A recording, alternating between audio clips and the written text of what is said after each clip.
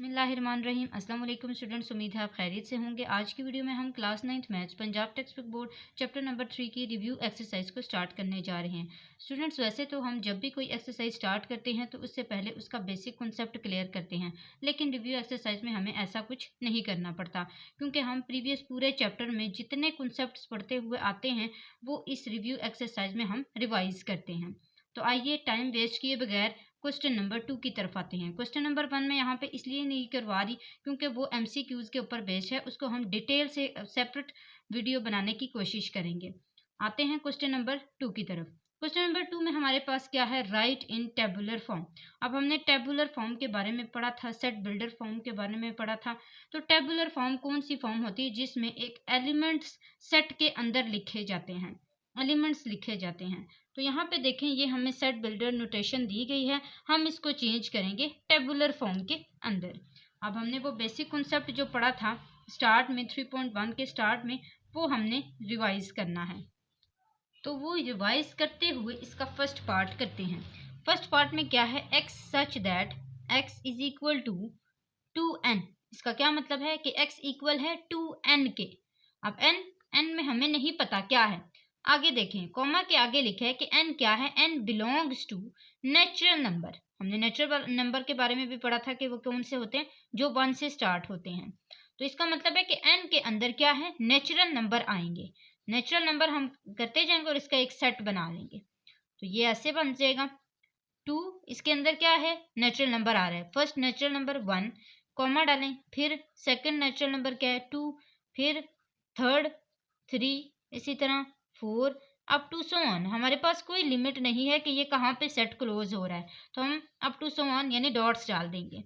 अब इसको मजीद सॉल्व करते हैं। 2 1 time 2, 2 2 time 4, 2 3 time 6, 2 4 time 8 and up to so on. तो ये हमारे पास इसका सेट बन चुका है।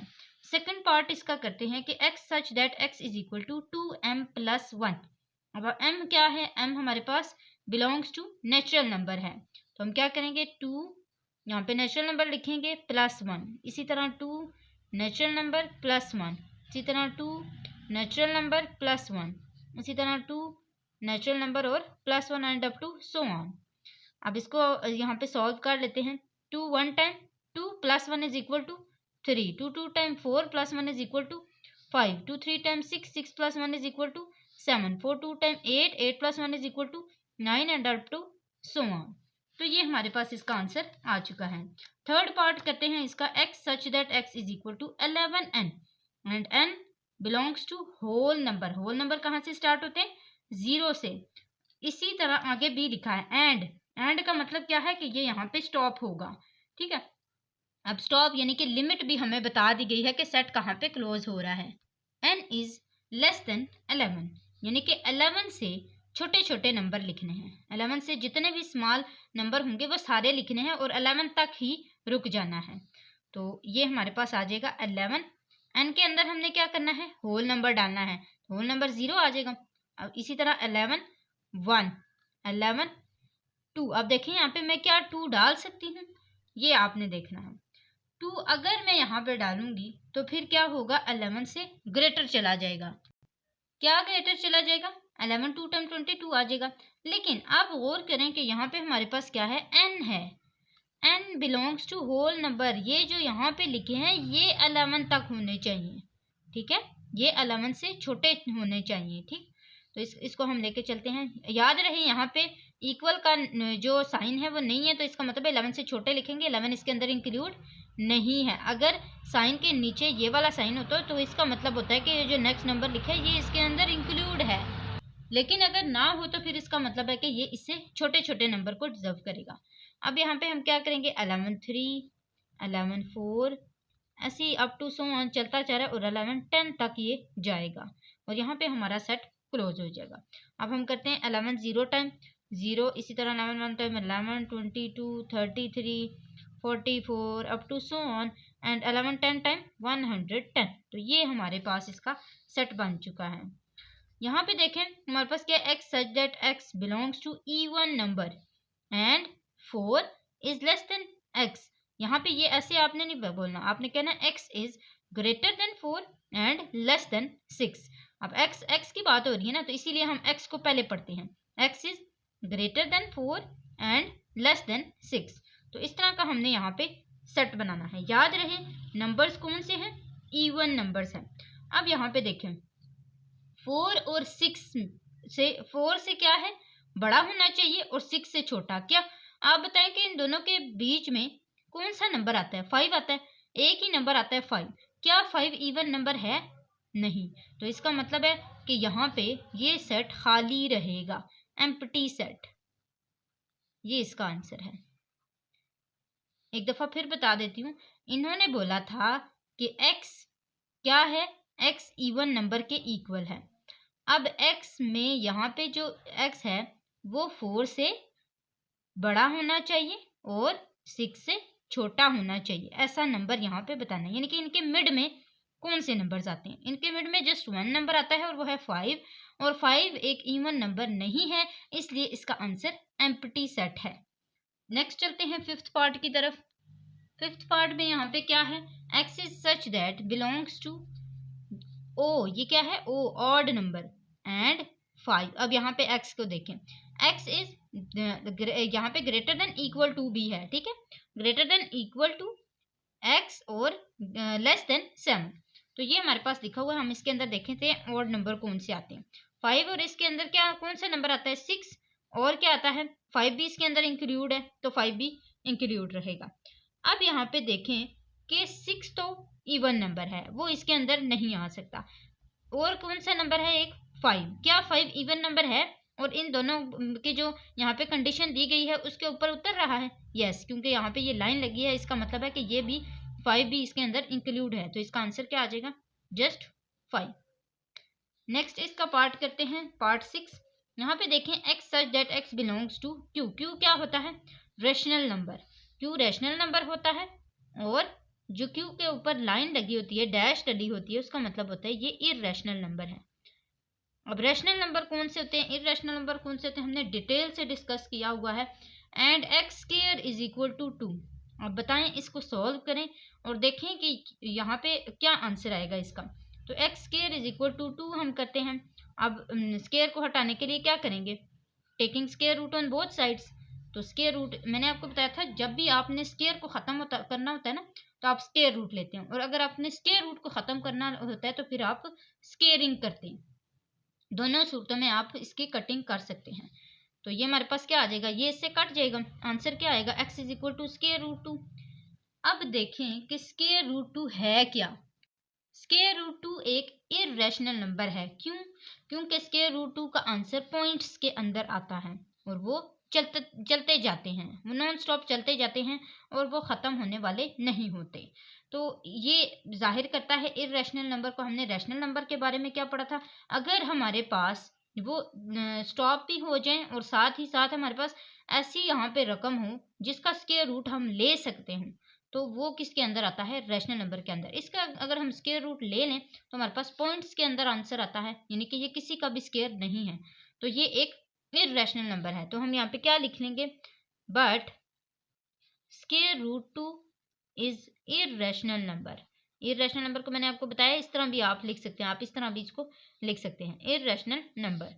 सो हमारे पास क्या है, अगर ये एक इररेशनल नंबर है तो क्या यहाँ पे देखें इट बिलोंग्स टू क्यू, यानी कि रैशनल नंबर। इन्होंने बोला था एक्स बिलोंग करता है रैशनल नंबर से, जबकि हमारा आंसर तो इररेशनल नंबर आया है, तो हम क्या कहेंगे कि हमारे पास सेट के अंदर कुछ भी नहीं बचेगा, एम्प्टी सेट आ जाएगा। एम्प्टी सेट को आप इस तरह भी लिख सकते हैं।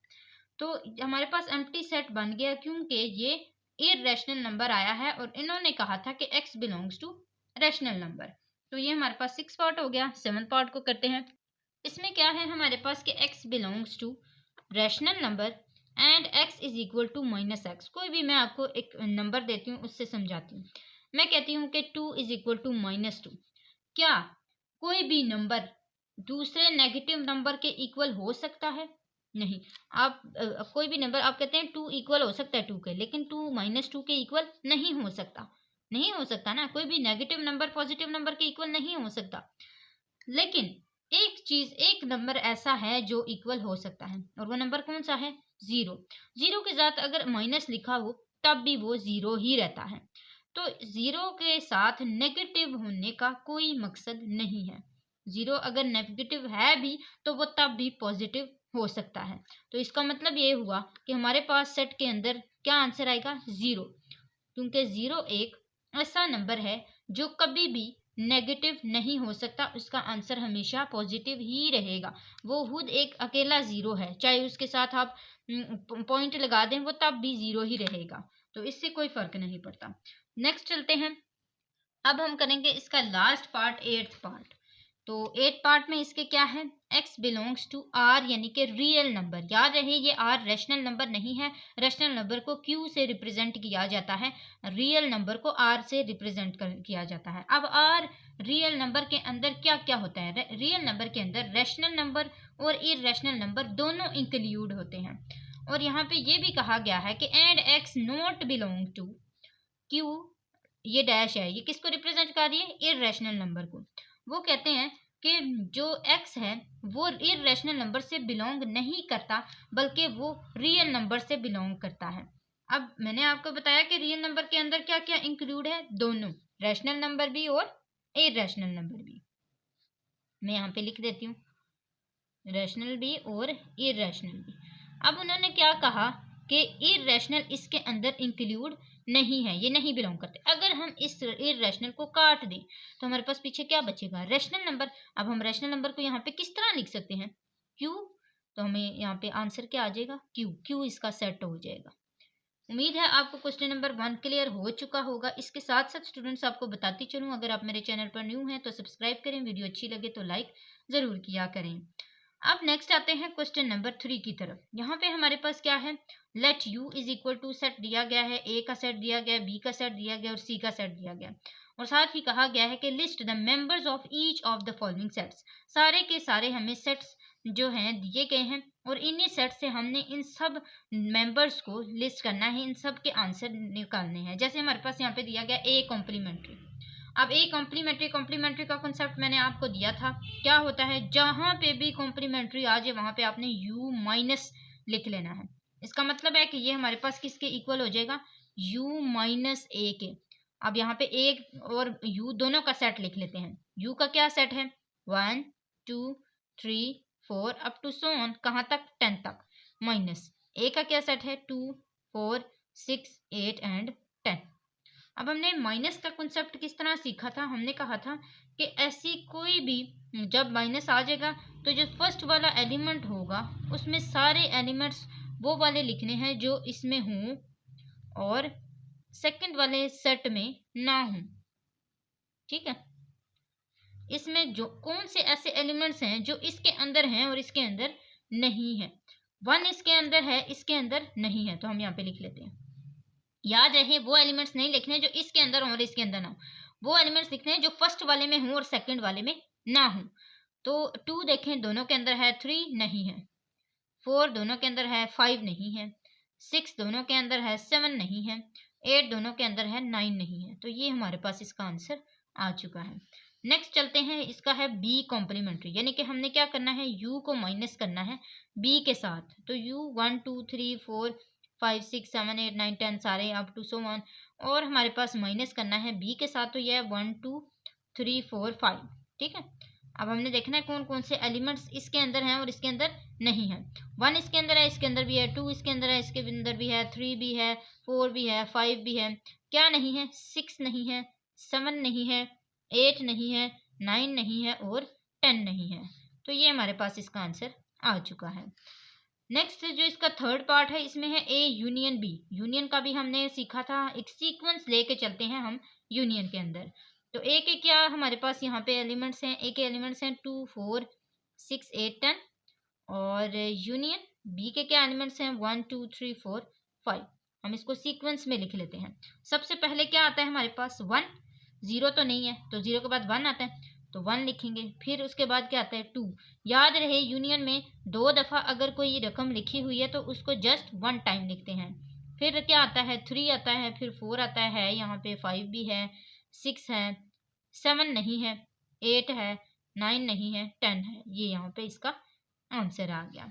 नेक्स्ट हमारे पास फोर्थ पार्ट जो है इसका, इसमें माइनस का कॉन्सेप्ट है। ए और बी दोनों का हमने माइनस निकालना है। तो हम इसको कैसे लिखेंगे, ए के यहाँ पे एलिमेंट्स लिखेंगे। ए के क्या एलिमेंट्स हैं, 2 4 6 8 10, और माइनस बी के क्या एलिमेंट्स हैं, 1 2 3 4 5। इसको लिख लेते हैं। अब हमने दोनों को क्या करना है, माइनस करना है आपस में। सेम वैसे ही कौन से ऐसे एलिमेंट्स हैं जो इसके अंदर हैं और इसके अंदर नहीं है। 2 इसके अंदर है, इसके अंदर भी है। 4 इसके अंदर है, इसके अंदर भी है। 6 इसके अंदर है, इसके अंदर नहीं है, यहाँ पे लिख लें। 8 इसके अंदर है, इसके अंदर नहीं है। 10 इसके अंदर है, इसके अंदर नहीं है। तो ये हमारे पास इसका आंसर आ गया। फिफ्थ पार्ट को देखें, ए इंटरसेक्शन सी। इंटरसेक्शन में हम क्या करते हैं, कॉमन लेते हैं, सेम। दोनों के अंदर, दोनों सेट्स के अंदर क्या चीज कॉमन है, क्या चीज, कौन सी ऐसे एलिमेंट्स हैं जो सेम है दोनों के अंदर। तो ए में हमारे पास क्या आता है, 2 4 6 8 10, और इंटरसेक्शन डाला। सी की देखें यहाँ पे क्या एलिमेंट्स हैं, 1 3 5 7 9। तो ये हम यहाँ पे राइट कर लेते हैं, 1 3 5 7 और 9। अब हमने क्या करना है, इन दोनों का इंटरसेक्शन ले लेना है। देखना है दोनों के अंदर सेम कौन से एलिमेंट्स हैं। 2 दोनों के अंदर नहीं है, 4 दोनों के अंदर नहीं है, 6 दोनों के अंदर नहीं है, 8 दोनों के अंदर नहीं है, 10 दोनों के अंदर नहीं है।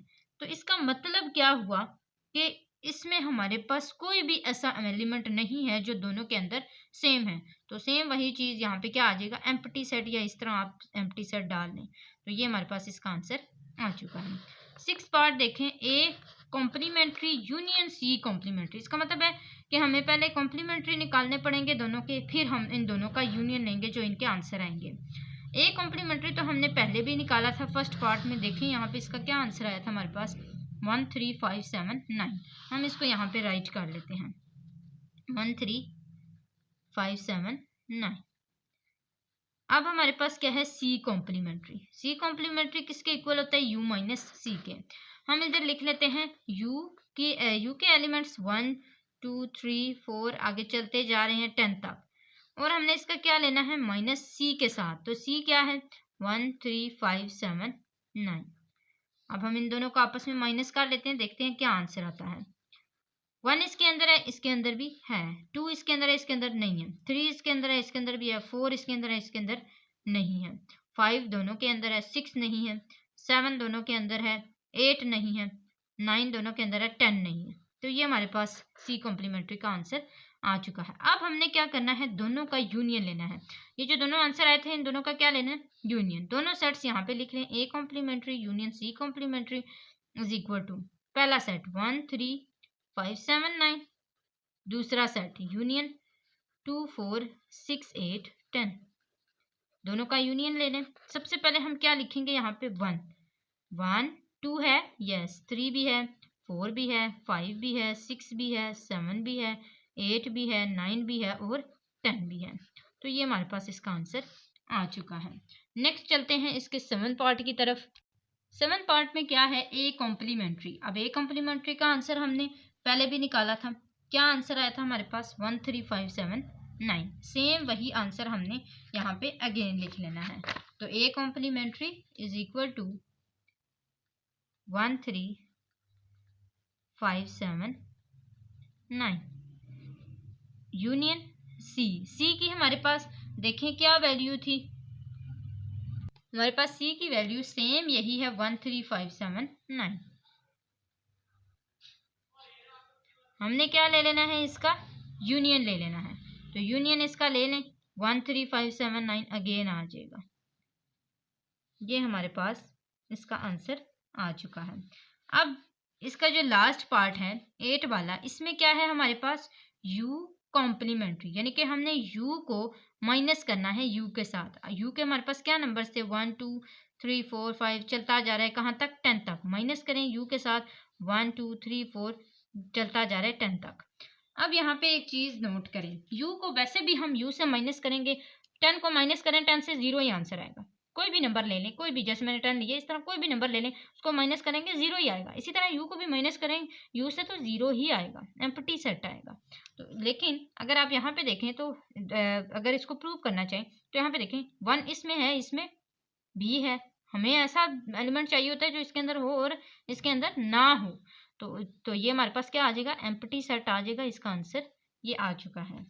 नेक्स्ट हमारे पास चलते हैं क्वेश्चन नंबर 4 की तरफ। तो क्वेश्चन नंबर 4 में हमारे पास क्या है कि यूजिंग वेन डायाग्राम को यूज करते हुए इफ नेसेसरी, अगर जरूरी हो तो, ये भी याद रखें अगर जरूरी हो तो, find the single set equal to the following, ये जो हमारे पास सेट है इसको इक्वल करें इसके, इन सारे के, ये जो फॉलोइंग है इन सब के। अब सबसे पहले देखें हमारे पास क्या है, ए कॉम्प्लीमेंट्री। मैंने इसके लिए ये डायग्राम सबकी बनाई है, जिसके लिए बनानी होगी उसको मैं बनाती जाऊंगी, जो नहीं बनानी होगी वो मैं कट कर दूंगी, ठीक है। तो ए कॉम्प्लीमेंट्री का जो इक्वल होता है वो किसके इक्वल होता है, यू माइनस ए के इक्वल होता है ना। तो हम यहाँ पे लिख लेते हैं यू माइनस ए। अब इसका मतलब क्या है कि हमने u को माइनस करना है, u को निकालना है किससे, u से निकालना है a को। देखें अब अगर हम u से u माइनस ए करें तो हमारे पास क्या बचेगा, a को निकाल दिया, पीछे क्या बचा u। देखें u माइनस ए को बीच में से निकाल दिया u से, तो फिर हमारे पास क्या बचेगा, u रह जाएगा ना। हम इस हमें पता है कि ये जो हमारे पास रेक्टेंगल होती है ये किसके इक्वल होती है, ये यूनिवर्सल होती है, यूनिवर्सल सेट होता है। ये जो अंदर मैंने बनाया है ये किसके इक्वल है, ये है ए के इक्वल, ठीक है। अब ये ए को मैंने ये जो यहाँ पे सेट बनाया है ये एक्चुअली किसका है, ए का है। अब यहाँ पे देखें कि मेरे पास u माइनस ए को करने से क्या बचा था, u बचा था ना। तो मैंने क्या करना है, u के अंदर सिर्फ कलर करना है, जो भी बचेगा ना मैं उसी के अंदर कलर कर लूँ, ऐसे इस तरह कलर कर लें, ठीक है। इसी तरह सेकंड पार्ट इसका देखें कि ए इंटरसेक्शन यूनियन, इसका क्या मतलब है कि ए और यू के अंदर क्या चीज कॉमन है। अब इसको आपने गौर से समझना है कि ए और यू के अंदर क्या चीज कॉमन। अगर मैं यू यहाँ पे सेपरेट एक बॉक्स बनाती हूँ, उसके अंदर ये बनाती हूँ, ठीक है, ये मैंने बनाया हुआ जैसे। अब अगर आप ये देखें तो यू के अंदर भी ये ए है और ए खुद भी एक सेट है, तो इसका मतलब क्या है कि u के अंदर तो ये है ना कॉमन, a और u दोनों के अंदर कॉमन चीज लेनी है, दोनों के अंदर सेम चीज लेनी है। तो सेम चीज अगर हम देखें तो u अगर अकेला भी लिया जाए तब भी a इसके अंदर आएगा, a इससे सेपरेट नहीं रह सकता क्योंकि ये इसके अंदर खुद ही इंक्लूड है। अगर ये इसके अंदर इंक्लूड है तो हम u के अंदर ही इसको गिनेंगे, इसको सेपरेट तो नहीं ना रख सकते।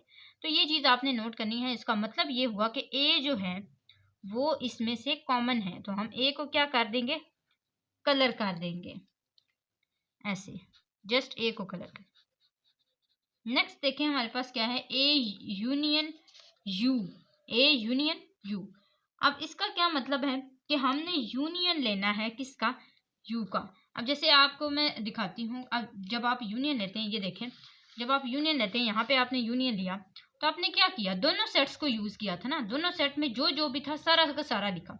कोई भी ऐसा नंबर नहीं होता जो यूनियन में उसमें रह जाए, नहीं ना रहता, सारे नंबर्स आते हैं। इसी तरह यहाँ पे जब आप सेट देखेंगे तो दोनों को सारों को लेके चलेंगे, ए को भी और यू को भी, और जब दोनों को लेके चलेंगे तो इसका मतलब ये हुआ कि दोनों के अंदर आप कलर करेंगे। आप जब भी यूनियन देखेंगे तो जो भी आपके पास है ना, अगर आपके पास यहाँ पे तीन भी आ जाए ना तो आपने तीनों के अंदर कलर कर देना, तीन भी सेट बन जाए तो आपने तीनों के अंदर कलर कर देना। इसका मतलब ये हुआ कि यूनियन में हमेशा सारे में कलर किया जाता है। कॉमन जब लेना होता है उसमें देखा जाता है कि क्या इसमें से माइनस होगा, माइनस होगा तो माइनस करेंगे, इंटरसेक्शन है तो कॉमन देखेंगे सेम क्या है, और जब यूनियन होगा तो सब में कलर कर देंगे। ये तीन कॉन्सेप्ट हैं आपके पास। फोर्थ जो इसका पार्ट है इसमें क्या है, ए यूनियन एम्प्टी सेट। अब ये देखिए इसमें मैंने आपको क्या बताया, यूनियन में सब में कलर होगा, एम्प्टी सेट यानी कि किसी भी सेट के अंदर नहीं।